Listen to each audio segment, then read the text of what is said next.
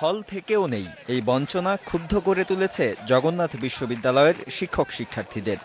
বেদখল হল উদ্ধারে 12ই ফেব্রুয়ারি থেকে পুরনো ঢাকার রাজপথে বিশ্ববিদ্যালয় পরিবার। 12টি হলের মধ্যে মাত্র 2টির দখল আছে বিশ্ববিদ্যালয়ের। স্বতন্ত্র সংসদ সদস্য হাজী মোহাম্মদ সেলিমের বিরুদ্ধে তিব্বত হল দখলের অভিযোগ আন্দোলনকারীদের। নজরুল ইসলাম হলে এতিমখানা তৈরি করেছেন সাবেক কমিশনার আওলাদ হোসেন দিলীপ। 2 যুগের বেশি সময় পুলিশের দখলে থাকার পর 2009 সালে শাহাবুদ্দিন হল দখল করেন স্থানীয় আওয়ামী লীগ নেতা আমিনুল হক।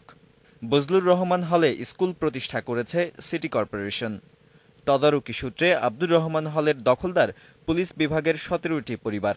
অবশ্য সরকারের খাতায় জগন্নাথ বিশ্ববিদ্যালয়ের সব হলই অর্পিত সম্পত্তি। আন্দোলনকারীরা বলছে এসব হলের মালিকানা ফিরে না পাওয়া পর্যন্ত আন্দোলন চলবে।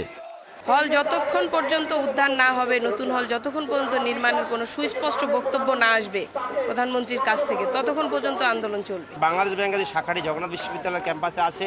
এটি আমার ছাত্রী হল ছিল। আমরা বাংলাদেশ ব্যাংক কর্তৃপক্ষের বারবার বলেছি যে আমাদের এটা জগন্নাথ বিশ্ববিদ্যালয় একাডেমিক সমস্যা সমাধানের জন্য আপনারা এই ভবনটি ছেড়ে দিন। আন্দোলনের মুখে হল উদ্ধারে সরকার নড়েচড়ে বসেছে বলে দাবি বিশ্ববিদ্যালয় কর্তৃপক্ষের। 11-12টা জিকটে আমাদের বেদখলকৃত হল আছে।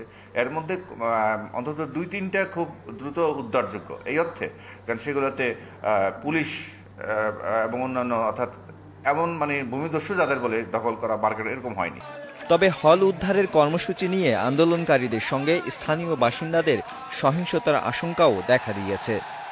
আমরা কোনো অবস্থাতেই ছাত্রদের এখানে ঢুকতে দেব না।